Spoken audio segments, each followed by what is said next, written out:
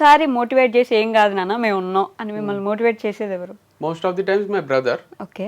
So in between కూడా చాలా మంది ఉంటారు కదా, like partner or father, mother, sister, అందరి ఇంపాక్ట్ ఉంది లైఫ్ లో, ఫ్రెండ్స్. ఓకే. ఏంటి ఇప్పుడు మీకు పార్ట్నర్ ఉన్నారా? ఉన్నప్పుడు చేసింటారు కదా, ఓకే. పడి లేచినప్పుడు అప్పుడు కూడా స్ట్రగుల్స్ చూస్తాం కదా. సో ఆ మూమెంట్ లో కూడా వాళ్ళు నీకేం కాదులే, మంచి టాలెంటెడ్ పర్సన్ వే నువ్వు అని చెప్తుంటారు. మీరు మిస్ అవుతున్నారా ఏమైనా? నాకు అలా కనిపిస్తుంది. అంటే రెగ్యులర్ గా మీరు ఇందాక ఇంటర్వ్యూ నుంచి పాజిటివ్ గా మాట్లాడుతున్నారు, అంటే ది అదర్ పర్సన్ గురించి. ఇప్పుడు నేను పేర్లు ఎత్తి ఎందుకులే అని అందరికి తెలిసిన విషయం అయినప్పటికీ మిస్ అవుతున్నట్టుగా అనిపిస్తుంది. ఎందుకు నాకు మిస్ అవుతున్నట్టు ఏం కాదు, బట్ మంచిగా ఉన్న టైమ్స్ లో అయితే ఖచ్చితంగా మంచి మాటలు చెప్పే ఉంటారు కదా. కలిసి ఉన్నాము అంటే గుడ్ మూమెంట్స్ కూడా ఉండింటాయి కదా, డే 1 నుంచి కొట్లాడుకోవడం ఇంకోటో ఉంటాయి కదా. ఆ మూమెంట్స్ గురించే చెప్తున్నా. లైక్ ఈవెన్ బ్రదర్ తో కూడా ఎప్పుడో అప్పుడు ఫైట్స్ అయ్యింటాయి కదా, మేమేమి పైనుంచి ఊడిపడలే కదా. లైక్ నేను మా అన్న కొట్లాడుకున్న రోజులు ఉన్నాయి, మా అమ్మ నాన్న భయపడ్డ రోజులు ఉన్నాయి. నెక్స్ట్ డేకి మళ్ళీ మామూలుగా మాట్లాడుకుంటూ ఉంటాం కాబట్టి నడుస్తుంది జీవితం. సో నేను ఏమంటున్నా అంటే, అట్లా మనతో ఉన్న వాళ్ళు మనకు చాలా సార్లు మారల్ సపోర్ట్ ఇచ్చింటారు అండ్ వాళ్ళు దాంట్లో నుంచి బయటికి తీసుకొచ్చింటారు. మా అన్ననే చేసిండు ఇది ఎన్నో సార్లు. అంటే కాదు వంశీ గారు, ఇంత చెప్తున్నారు, ఇంత ఆల్మోస్ట్ ఇంటర్వ్యూలో 10 నిమిషాలైనా మాట్లాడుంటారు మీరు.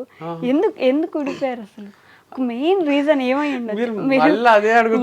చెప్పున్నా కూడా నాకు టు బి హానెస్ట్ నేను అసలు మాట్లాడదాం అనుకోలేదు ఆ టాపిక్. కాకపోతే మీరు ఇంటర్వ్యూలో కూర్చొని అంత పాజిటివ్ గా మాట్లాడుతుంటే అసలు ఏంటి ఇప్పుడు ఏమైనా మారిపోయారా, లేకపోతే మైండ్ లో ఏం మాట్లాడతలేను. ఇప్పుడు ఒకరు కూలిపోవాలని కోరుకునే మనిషిని కాదు నేను. అంటే వాళ్ళ డౌన్ ఫాల్ చూడాలి అనుకోను, అదొకటే మాట్లాడినా నేను. ఇప్పుడు బ్రేకప్ గురించో సపోర్ట్ చేసిందని చెప్పారు, అవి చెప్పి నేను అడగదలుచుకోలేదు, అందరికి చెప్పేశారు, విసిగిపోయి ఉంటారు కదా. చెప్పాను కదా ఇప్పుడు ఎట్లయినా, ఎందుకంటే ఆడియన్స్ కోసం చెప్పాను నేను. మనం ఇద్దరమే ఉండి మీరు అడిగితే నేను ఆఫ్ కెమెరా ఆఫ్ చేసినాక చెప్తానేమో, ఇట్లా జరిగింది, ఇట్లా అయింది, ఇందుకు అయింది, ఇట్లా ఏమన్నా మీకన్నా ఇంట్రెస్టింగ్ గా వింటారేమో. కానీ ఆన్ కెమెరా నేను చెప్తే ఎందుకురా మళ్ళీ అది ఏ చెప్తున్నావు అనిపిస్తుంది కదా వాళ్ళకు.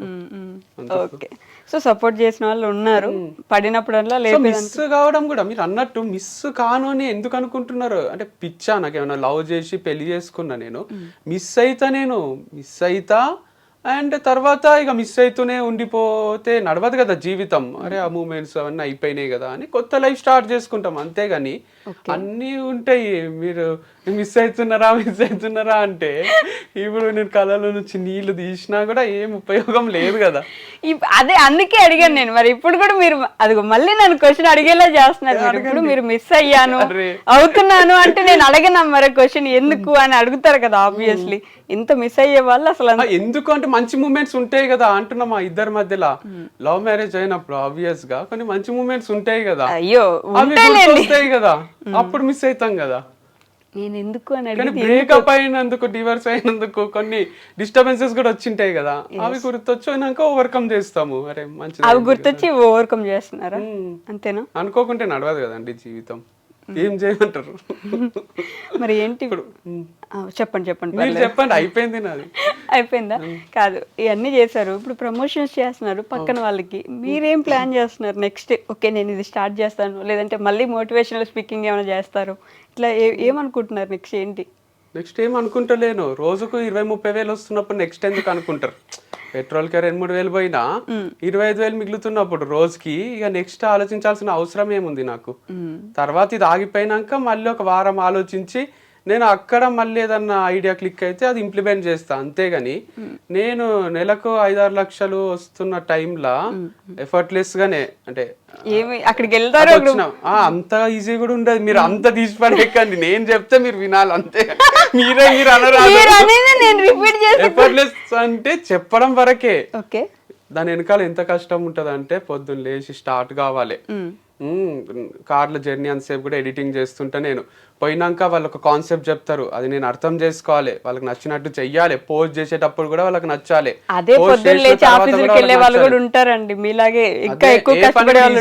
అని చెప్తున్నా. నాకేందంటే ఇక మ్యూజిక్ వచ్చిన వాళ్ళకు దేవశ్రీ ప్రసాద్ ఎట్లయితే మ్యూజిక్ మంచిగా ఇస్తాడో, ఆయనకు పాటకు 5 లక్షలు 6 లక్షలు వస్తున్నాయి అంటే ఈజీగా వస్తున్నాయి, నీకు మ్యూజిక్ వచ్చు చేసేస్తున్నావు అంటే ఆయన ఎన్ని ట్యూన్స్ రిజెక్ట్ చేసి ఉంటారు, ఎంత స్ట్రగుల్ ఉంటుంది. అట్లా నాది కూడా రిజెక్షన్స్ కూడా ఉంటాయి, ఇది వద్దు మాకు, ఈ కాన్సెప్ట్ వద్దు, ఇట్లా చెప్పు అట్లా చెప్పు అంటుంటారు. సో కష్టమే ఉంది. బట్ మీరు అన్నట్టు నెక్స్ట్ ప్లాన్ ఎందుకు లేదు అంటే, నెలకు 25 వేలు సంపాదించడం అనేది ఒక నాలాంటి మనిషికి it's a God gift and I'm so fortunate about it. నెలకి 25 రోజుకి 25 రోజుకి అదే సారీ నెలకన్నా ఆ నెలకు 25,000 సంపాదిస్తేనే మనము అన్ని ఖర్చులు వెళ్ళిపోయే మనుషులు ఉన్న రోజుల్లో రోజుకి 25,000 సంపాదించడం అనేది అది ఓవర్ నైట్ కూడా జరగలే. 10 ఏళ్ల ముందు నాకు నెలకు 10,000 ఇస్తుండ్రి కోఆర్డినేటర్ గా చేసేటప్పుడు. ఇప్పుడు ప్రమోషన్ కి 10,000 ఇస్తుండ్రు. అంటే 30 days కి 10,000, 1 hour కి 10,000 స్టేజ్ కి వచ్చిన నేను. 1 hour కి 5 లక్షలు తీసుకునే పీపుల్ కూడా ఉన్నారు. న్యూక్లియా అని సిబిఐటీలో డీజే ప్లే చేస్తాడు, ఆయనకు గంట ప్లే చేస్తే 6 లక్షలు ఇస్తారు. సో అట్లాంటి పీపుల్ ఉన్నారు. యాడ్స్ లో కూడా చెప్తున్నారు నాకు, మీరు ఎందుకు ఇంత తక్కువ తీసుకుంటున్నారు, మీ అంత ఫాలోవర్స్ ఉన్న వాళ్ళు 40K తీసుకుంటారు, 50K అంటే నేను అందరికి రీచబుల్ ఉండాలనుకుంటున్నా, చిన్న స్టేజ్ నుంచి పెద్ద స్టేజ్ వరకు అని చెప్పిన అనమాట. సో అట్లా మళ్ళీ మనం కంపేర్ చేసుకొని ఆ వంశీకి 20,000 వస్తున్నాయి నెగటివ్ కామెంట్స్ పెడదాం ఇక అనుకోకండి మీరు. అంటే రోజుకి 25,000 కాదు, అలవాటు అయిపోయింది కదా. ఇప్పుడు నేను ఏం చెప్పినా జనాలు ఏదో ఒకటి తీసుకొస్తారు. సో ముందు నేనే చెప్పేస్తా, మీరు ఇప్పుడు దీన్ని నెగిటివ్ గా తీసుకోకండి అని. ఎందుకంటే అక్షయ్ కుమార్ రోజు ₹1,00,00,000 తీసుకొని చెప్పుకున్నా బాధనే ఉంది. నాకు ఏం వస్తలేదు, నాకు డిప్రెషన్ వస్తుంది అంటే అట్లా పెడతారు, నువ్వు ఎందుకు భయ అంత లోలు ఉంటావు అని అంటారు. సో ఏం చేసినా కొంచెం టఫే ఉంది లైఫ్ అయితే. ఏం చేసినా ఏదో ఒకటి అనేస్తున్నారు పాపం జనం కదా. పాజిటివిటీ ఇప్పుడు ఏమైనా కొంచెం చూస్తున్నారా జనాల నుంచి, పర్లేదు భయ్యా కొంచెం మూవ్ అవ్వు. ఒక్క నెగిటివ్ కామెంట్ లేదు చూడండి, ఎప్పుడైనా వస్తే రిలీట్ చేస్తున్నా 1-2 అని. అప్పుడైతే వెతికి ఒక నైట్ పండుకుంటే పొద్దున్న లేసరికి ఒక 200 నెగిటివ్ కామెంట్స్ ఉంటుండే, అవి డిలీట్ చేయడానికనే హాఫ్ డే పోతుండే. సో ఇప్పుడైతే ఎవరు పెడతలేరు, అందరూ పట్టించుకుంటలేరా మరి, లేదా పాజిటివ్ ఇంప్రెషన్ ఉందో గానీ మూవ్ ఆన్ అయిపోయినారు. కానీ ఫాలోవర్స్ కూడా ఏం దగ్గర, నాకు అదొకటి హైలైట్ ఉంది నా విషయంలో, పెరుగుతలేరు తగ్గుతలేరు. కొనుక్కున్నారేమో 10 ఏళ్ళ స్ట్రగుల్ ఈ మాత్రం ఉండరా. సో యాక్చువల్గా నాకు 1 million 2 million ఉండాలి, ఇంకా తక్కువ ఉంది నంబర్. ఎందుకంటే 8కి పోయినా గుర్తుపడతారు నన్ను, ప్రతి ఫ్యామిలీలో ఒకరికి అయితే తెలుసు నేను. సో అంతున్నప్పుడు నంబర్ యాక్చువల్గా హై ఉండాలి, కానీ ఇక ఇవన్నీ క్లోజ్ చేయడము, ఇదంతా నెగిటివ్ ఇంప్రెషన్ ఏదైతుందో దానివల్ల కొంచెం తక్కువ ఉన్నట్టున్నారు. ఓకే, అన్నయ్య ఏం చేస్తున్నారు ఇప్పుడు? అన్నయ్య సబ్జెక్ట్ రిలేటెడే చేస్తాడు. ఓకే, యాప్టిట్యూడ్ ఇంగ్లీష్ అని 2 కోర్సెస్ ఉంటాయి యాప్ లో, క్రియేటివ్ యాప్ లో. అది ఇంటి నుంచే సేల్ చేస్తాడు, లైక్ రికార్డెడ్ వీడియోస్ ఉంటాయి, దానికి రిలేటెడ్ ప్రమోషన్ చిన్నగా టైప్ లో పెడతాడు. ఆ వీడియో చూసిన వాళ్ళు యాప్ లోకి వచ్చి అది పర్చేజ్ చేసి డెమో క్లాసెస్ ఉంటాయి 3-4 వింటారు, నచ్చితేనే కొంటారు. ఓకే, అమ్మ నాన్న సపోర్ట్ చేస్తున్నారా? ఏం కాదురా, జరుగుతూనే ఉంటాయి, లైఫ్ మూవ్ అవుతూనే ఉండాలి ఇలా అంటారా, లేకపోతే ఏదో ఒకటి చేయండి నాయన అంటారా?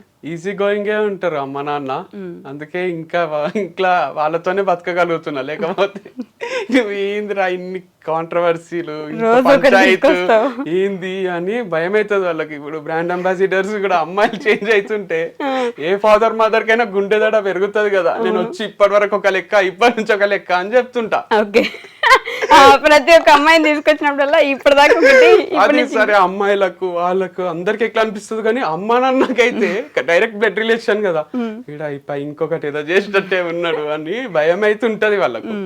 కానీ వాళ్ళు సపోర్టే చేస్తారు. లైక్ రీసెంట్ గా కూడా మ్యారేజ్ బ్యూరో నుంచి ఒక మెసేజ్ వచ్చింది నాకు, మ్యాచెస్ కి చూస్తున్నారా అని. ఓకే, చెప్పండి మంచి అమ్మాయి ఉంటే చేసుకుంటా అని రిప్లై ఇచ్చిన.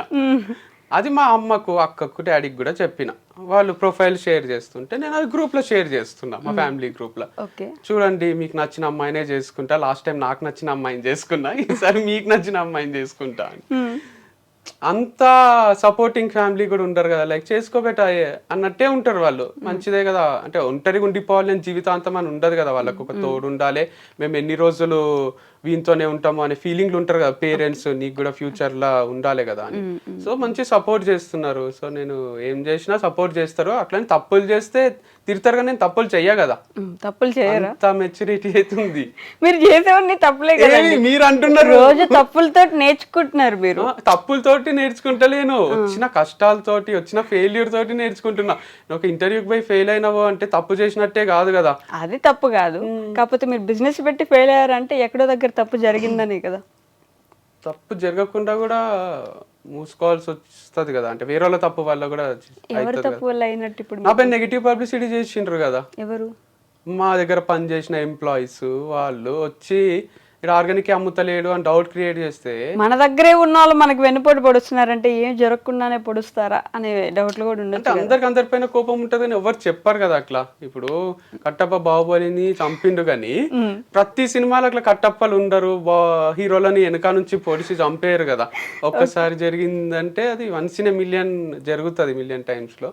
అట్లా నా లైఫ్ లో జరిగింది. 1 in a million me life లో జరిగింది కాబట్టి అలా జరుగుతుంది. ఎందుకంటే నేను పని చేసుకుంటా, మంచినే ఉండే పర్సన్ని నేను.